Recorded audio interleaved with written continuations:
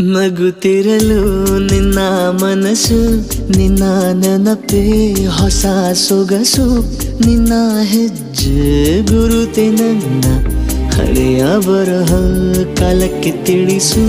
ಸದಾ ಕಾಲ ಒಂದಾಗಿರುವ ಪ್ರತಿ ಹೆಜ್ಜೆ ಜೊತೆಲಿಡುವ ಕ್ಷಣವು ಕೂಡ ಬಿಟ್ಟಿರಲಾರೆ, ದೂರ ಮಾಡಿ ಹೋಗಲಾರೆ.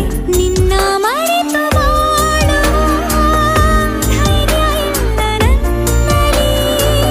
ಸಾವಿನಾಚೆ ಪ್ರೀತಿಯು ನಿಜವಾಗಲಿ ನಿನ್ನೆಲ್ಲ